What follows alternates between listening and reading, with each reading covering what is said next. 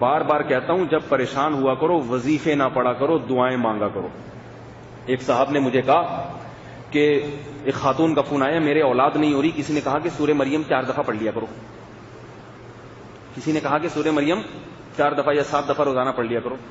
میں نے کہا سورہ مریم میں اللہ نے زکریا علیہ السلام کا تذکرہ کیا ہے کہ ان کی اولاد نہیں ہو رہی تھی، تو انہوں نے کیا سورہ مریم پڑھی تھی 7 دفعہ؟ ہے بھائی، یہ تو سورہ مریم میں لکھا ہوا ہے، کاف ہا یا عین صاد ذکر رحمت ربک عبدہ زکریا، اپنے رب کی اس رحمت کو یاد کرو جو اس نے زکریا پر کی، اذ نادى ربہ نداء خفیا، جب اس نے چپکے سے رات کو اٹھ کے اپنے رب کو پکارا۔ یہ نہیں کہا وظیفہ اتنی دفعہ پڑھ لیا، پکارا۔ پکارنا کسے کہتے ہیں؟ مانگا، ندا کی، اللہ کو پکارا چپکے سے۔ کیا؟ اذ نادى ربہ نداء خفیا ربی انی وہن العظم منی، اے اللہ میری ہڈیاں بوسیدہ ہو گئی ہیں، کوئی چانس نہیں ہے اولاد کا، جوانی میں نہیں ملی، بڑھاپے میں کیسے ملے گی؟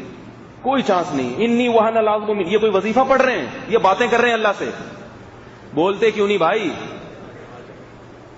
ہے بھائی، یہ کوئی وظیفہ تھا؟ یہ اللہ سے باتیں ہو رہی ہیں۔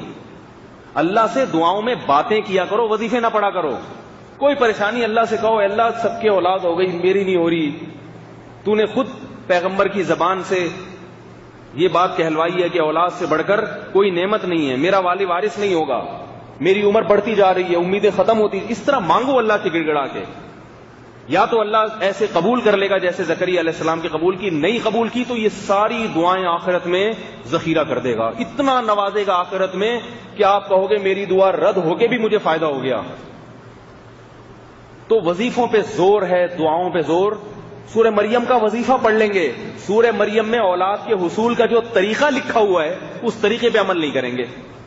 تو زکریا علیہ السلام کہہ رہے ہیں ربی انی وہن العظم منی، اے اللہ ہڈیاں بوسیدہ ہو گئیں، واشتعل الرأس شیبا، بال سفید ہو گئے، میری بیوی بانجھ ہے، بڈھی بھی ہو گئی، ولم اکن بدعائک ربی شقیا، مگر میں تیری رحمت سے نا امید نہیں، نا امید نہیں۔ بھائی سورہ مریم میں شروع یہاں سے ہو رہی ہے کہ زکریا علیہ السلام کی اولاد نہیں تھی، انہوں نے اللہ سے گڑ گڑا کے دعائیں مانگی۔ کوئی عبقری رسالہ نہیں پڑھا کہ اولاد کا طریقہ کیا لکھا ہوا ہے، کسی چوتھائی صاحب کے پاس نہیں گئے پھونک مار دو ہمارے، یا فلانے کے پاس نہیں گئے۔